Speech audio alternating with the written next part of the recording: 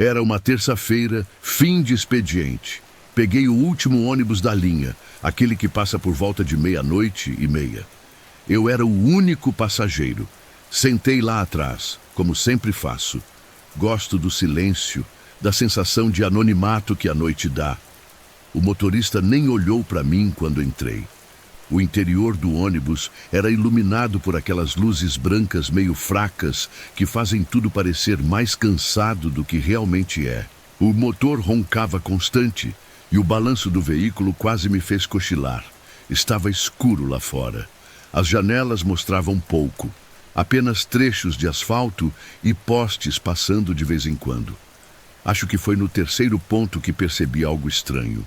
O motorista não parou, mas alguém entrou. Não ouvi o barulho da porta, não ouvi os passos.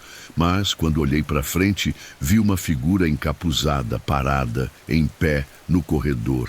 Não se moveu, não se sentou. Ficou lá, imóvel, com a cabeça levemente baixa, como se olhasse para o chão.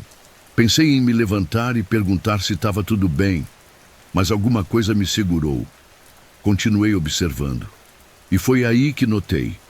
O vidro da janela mostrava meu reflexo e o do ônibus, mas não mostrava o reflexo daquela pessoa. Onde ela estava, havia apenas o corredor vazio refletido, como se ela não estivesse de fato ali. Comecei a me sentir enjoado. O ar do ônibus estava pesado, como se estivesse mais denso do que o normal. O tempo parecia se esticar. Então, na próxima curva, as luzes internas piscaram. Coisa rápida, menos de um segundo, mas foi o suficiente. A figura que antes estava lá na frente, agora estava mais perto, no meio do corredor. Eu travei. Tentei levantar, mas minhas pernas pareciam sem força. Olhei em volta em busca de alguém, qualquer um, mas ainda era só eu. E aquilo. Mais uma curva, outra piscada nas luzes. Agora ela estava a 2 bancos de mim, o rosto ainda escondido sob o capuz. Mas algo me dizia que eu não queria ver o que havia ali debaixo. Tentei apertar o botão de parada. Não funcionava, nenhum botão respondia. O motorista não dizia uma palavra, nem mesmo olhava pelo espelho. Respirei fundo, fechei os olhos por um segundo. Mais uma piscada. Ela estava sentada ao meu lado. Senti o banco afundar. E o cheiro? Algo entre terra molhada e mofo antigo. Fiquei completamente imóvel. Não tinha coragem de virar o rosto. Mas ela falou. A voz era baixa, quase um sussurro, mas firme e impossível de ignorar. Você vai descer agora, ou ficar preso aqui como os outros. Engoli seco. Levantei num pulo e gritei com o motorista. Não sei o que disse, só sei que bati na porta com força, descontrolado. A porta abriu. Pulei do ônibus ainda em movimento. Caí de joelhos no asfalto. Quando me virei, o ônibus seguia a estrada afora. Nenhum farol traseiro, nenhuma placa. Como se tivesse sido engolido pela noite. Caminhei por mais de meia hora até achar uma rua conhecida. Nunca mais vi aquele motorista. Nem aquele ônibus, mas às vezes, quando estou muito cansado, muito sozinho, escuto o barulho de um motor antigo passando devagar perto de casa. E sinto o mesmo cheiro, mofo e terra molhada.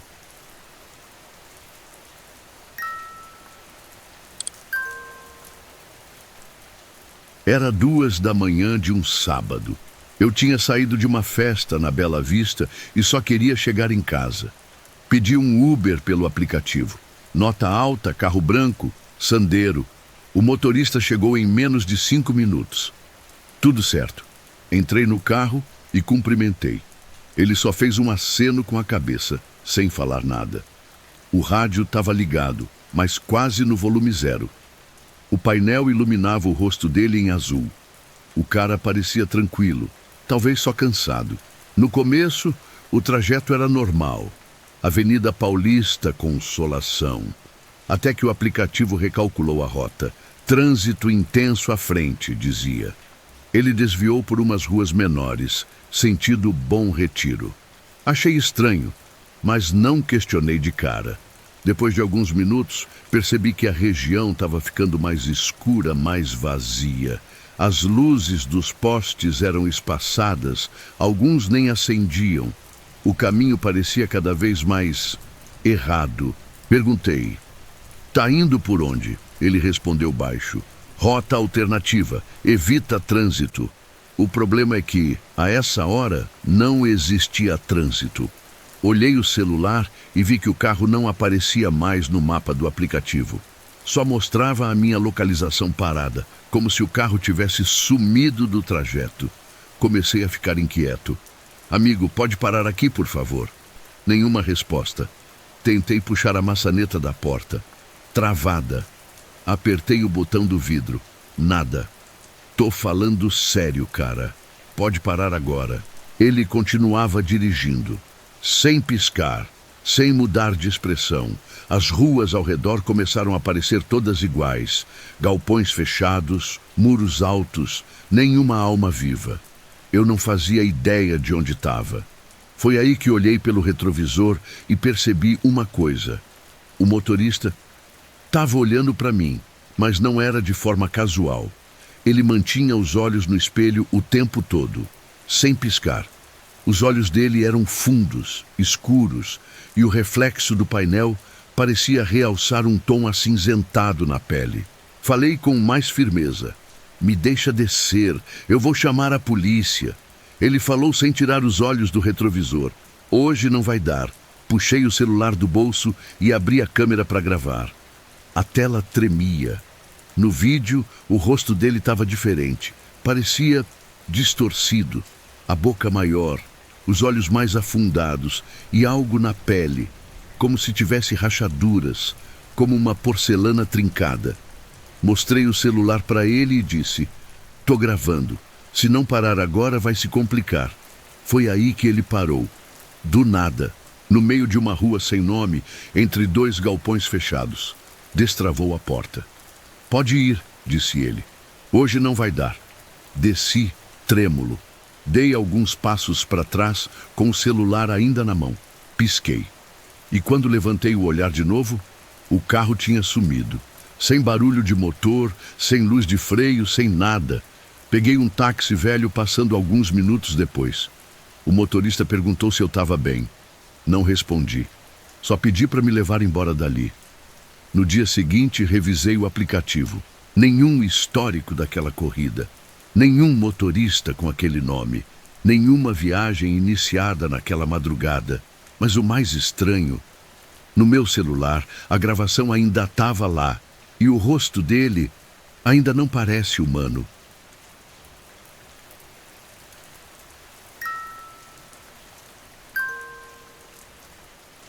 Eu nunca gostei de caminhar sozinho à noite, mas naquela noite não tive escolha. Meu carro tinha quebrado no meio da estrada e a oficina mais próxima ficava a uns 5 quilômetros. O mecânico disse que só abriria pela manhã. Então, para não dormir dentro do carro, resolvi seguir por uma trilha que cortava a serra. Diziam que levava direto a uma pousada. A neblina estava tão densa que mal dava para ver o chão. O silêncio era absoluto. Nenhum grilo, nenhum sapo, nem o vento nas árvores. Apenas o som abafado dos meus passos na terra úmida. Depois de alguns minutos, percebi algo estranho. Havia pegadas no barro, frescas, indo na mesma direção que eu. Não era incomum ver rastros, mas essas pegadas eram profundas demais, como se a pessoa fosse muito mais pesada do que aparenta. Continuei. A trilha começou a se estreitar e a neblina ficou ainda mais grossa. Foi então que vi uma luz amarelada à frente, oscilando como a de uma lamparina. A figura que carregava a luz estava parada, de costas para mim. Usava um chapéu de aba larga e um manto comprido que arrastava no chão. Aproximei-me cauteloso. "Boa noite", falei tentando soar normal. "Essa trilha leva à pousada?" A figura virou o rosto lentamente. Ou pelo menos acho que virou. Não consegui ver feições, só escuridão sob o chapéu. E então respondeu com uma voz rouca, arrastada, como se viesse de muito longe. "Leva, mas não de graça." Senti meu corpo gelar. Antes que eu pudesse perguntar o que queria dizer com aquilo, ele começou a andar, e eu, por algum motivo, segui. Os passos dele eram lentos, mas cada vez que piscava, ele parecia mais distante, como se a trilha se estendesse infinitamente entre nós. O que quer dizer com não de graça? Insisti. Ele não respondeu. Apenas estendeu a mão, pedindo algo invisível. Sem saber por quê, enfiei a mão no bolso. Havia um objeto que eu tinha certeza que não estava lá antes. Uma moeda enferrujada, fria como gelo. Coloquei-a na mão dele. O toque foi áspero, quase cortante. Ele então disse: "Agora você segue. Eu volto para buscar outro." E sumiu na neblina, como se nunca tivesse estado ali. Continuei andando, o coração acelerado.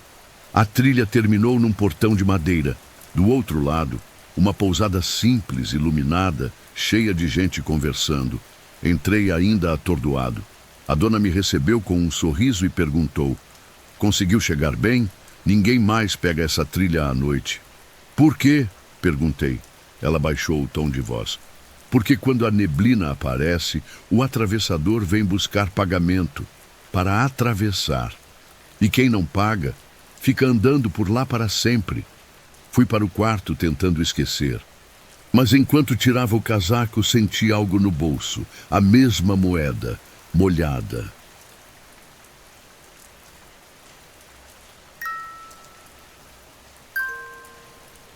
Cheguei em Belém por volta das 11h30 da noite. O voo atrasou e quando desembarquei, o ônibus para o bairro onde minha tia mora já tinha parado de circular.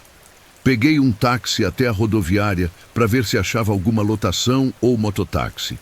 A cidade já estava mais silenciosa, abafada como sempre, aquela umidade que gruda na pele. Do lado de fora da rodoviária tinha um mototáxi parado, moto preta com um colete fluorescente pendurado no guidão. O homem estava encostado, fumando. Perguntei se ele fazia corrida para Pedreira. Ele assentiu com a cabeça e disse: "Suba aí, patrão." A voz dele era firme, mas baixa, quase como se tivesse com pressa de ir embora dali.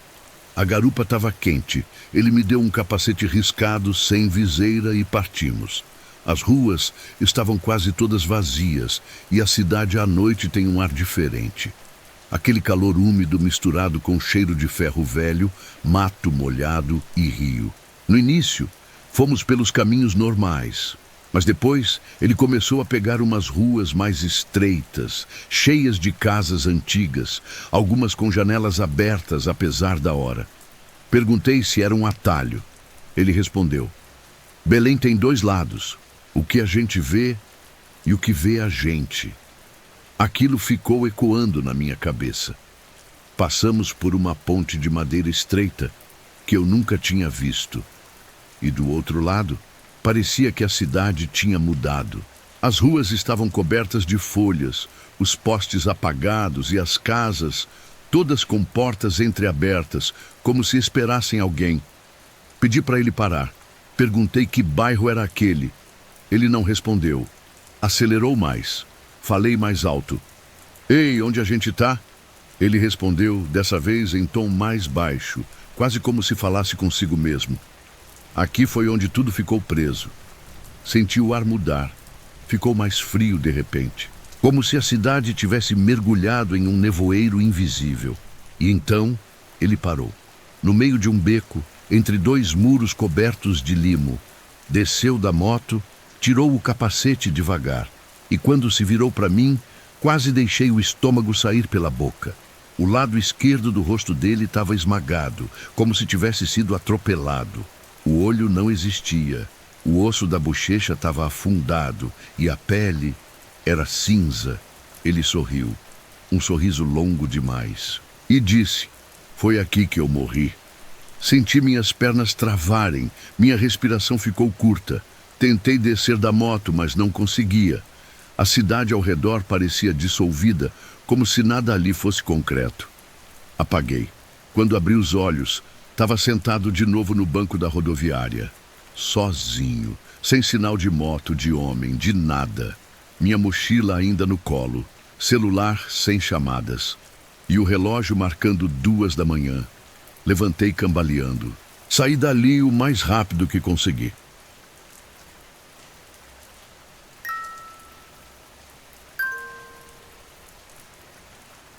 A aula terminou por volta das 10 da noite. A faculdade já estava vazia, corredores silenciosos, as luzes apagando em sequência. Chovia fino e eu tinha esquecido o guarda-chuva. O estacionamento parecia ainda mais longe com aquele vento gelado. Estava pensando em pedir um carro por aplicativo quando encontrei um colega da minha turma perto do portão. "Vai para qual lado?" ele perguntou. "Bairro Norte", respondi. "Tô indo para lá também. Entra aí." Aceitei. Ele era tranquilo, daqueles caras que quase não falam em aula, mas sempre respondem com um sorriso. Entramos no carro. O interior estava limpo, cheiro neutro, mas o silêncio era estranho. Nenhuma música, nenhum som do limpador, nada. Apenas o som da chuva batendo no vidro e os pneus cortando a pista molhada. Começamos a conversar sobre a prova, sobre o professor novo. Só que algo na voz dele soava desconectado, como se ele estivesse lendo de um roteiro. Depois de um tempo, percebi que não reconhecia o caminho, nenhum ponto de referência, nenhuma loja conhecida. Só ruas vazias e casas com luzes apagadas. A vegetação ao redor parecia mais densa, mais escura. Perguntei: "Você tem certeza que está indo para o bairro Norte?" Ele sorriu, mas não respondeu de imediato. Só depois de alguns segundos disse: "Tô indo para onde a gente precisa ir." Meu corpo ficou gelado. Tentei abrir o GPS no celular, mas a tela congelava. O sinal tinha sumido. Foi aí que percebi outra coisa. O rádio do carro estava ligado, mas não tocava música. Uma voz repetia meu nome em sussurros. Grave, quase inaudível, mas nítida. Sempre no mesmo tom. Uma voz que não era a dele, nem a minha. Tentei sair. A maçaneta não respondia. O vidro não descia. Para o carro, agora. Ele olhou para mim de novo. Só que não era mais ele. O rosto parecia o mesmo, mas os olhos não focavam. Estavam estáticos, como se fossem só parte de uma máscara. A pele do pescoço parecia enrugada demais, e o sorriso era torto, como se alguém estivesse forçando um músculo que já não funciona. "A gente já chegou", ele disse. O carro parou em frente a uma casa completamente escura. Sem vizinhos, sem cerca, sem movimento. Apenas a porta entreaberta e uma luz fraca vinda de dentro, como se alguém esperasse. Mas o que me paralisou mesmo foi ver alguém me observando da janela. E esse alguém era eu, mesmo rosto, mesma roupa, mesmo olhar assustado. A porta do carro destravou com um estalo. Pulei para fora sem pensar, corri por entre árvores e terrenos baldios. Não olhei para trás, só parei quando encontrei uma rua com movimento. No dia seguinte, fui até a faculdade. Meu colega estava lá como se nada tivesse acontecido, sorrindo, conversando com outros alunos. Quando cheguei perto, ele me cumprimentou como sempre. "E aí, tranquilo?" Perguntei se ele tinha me dado carona na noite anterior. Ele franziu a testa. "Ontem? Nem fui para aula ontem, cara. Fui para casa sem responder, mas o que me incomoda até hoje é outra coisa. Às vezes, à noite, escuto aquela mesma voz do rádio, sussurrando meu nome."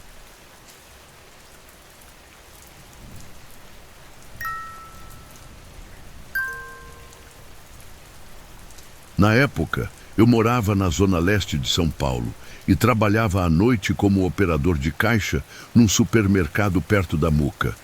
Saía sempre depois da meia-noite e pegava o último ônibus da linha 53, que seguia até Itaquera. Era uma linha esquisita. Tinha um trecho onde o ônibus passava por um bairro meio esquecido, umas ruas mal iluminadas, cercadas de terrenos baldios e prédios inacabados. Quase ninguém usava o ônibus naquele horário. Às vezes ia só eu e o motorista. Naquela noite ele estava atrasado. Esperei no ponto por uns 20 minutos. Quando o ônibus chegou, percebi que estava mais velho que o normal, meio enferrujado, sujo por dentro. Mas era o 53, então entrei. Só havia mais uma passageira. Uma mulher sentada no fundo, toda de preto, de cabeça baixa. O cobrador não disse nada. Apenas pegou o dinheiro e apontou com a cabeça para eu passar a catraca. Sentei no meio do ônibus, de frente para a porta de saída. A viagem começou normal, mas o trajeto não parecia o mesmo. O ônibus passou por ruas que eu nunca tinha visto. E o mais estranho, ninguém mais subia. Nenhuma parada, nenhum movimento fora da janela. Só prédios abandonados, postes tremendo e becos escuros. Olhei para o motorista. Ele dirigia reto com uma expressão dura. Ouvia-se apenas o som do motor e de vez em quando um estalo metálico, como se algo estivesse solto lá em cima. A mulher do fundo continuava imóvel. Nem parecia respirar. Puxei o cordão da parada. Nada. O ônibus não diminuiu. Tentei de novo. Apertei o botão. Gritei: "Ô motorista, pode parar aqui." Silêncio. Levantei e fui até ele. "Moço, acho que o senhor passou do ponto." Ele virou o rosto devagar. O rosto dele não tinha olhos. Só buracos fundos, escuros, sem expressão. Dei 2 passos para trás e tropecei. Quando me levantei, o ônibus estava diferente. As luzes internas estavam mais fracas. O chão parecia de concreto, como se o veículo tivesse virado um túnel ambulante. Corri até a porta de saída, trancada. A mulher do fundo agora estava em pé, perto de mim, rosto coberto por um véu, e algo nela parecia errado. O pano que cobria o rosto tremia como se tivesse vento só ali, e ela estendeu a mão. Não encostou, só apontou para mim. Foi quando ouvi uma voz, mas não sei de onde veio. "Você está no ônibus certo, só não no tempo certo." E aí escureceu. Acordei no terminal, no chão. Um fiscal me cutucando com uma prancheta. "Ei, camarada, tá tudo bem? Que cachaça foi essa? Dormiu aqui a noite toda?" Olhei em volta, tudo normal. Movimento, sol nascendo, ônibus chegando e saindo. Mas a linha 53 não estava no painel. Perguntei por ela. O fiscal fez uma careta. "Linha 53? Essa parou de rodar faz uns 6 anos. Teve um acidente feio. Ônibus desapareceu numa dessas madrugadas. Nunca encontraram o motorista, nem os passageiros."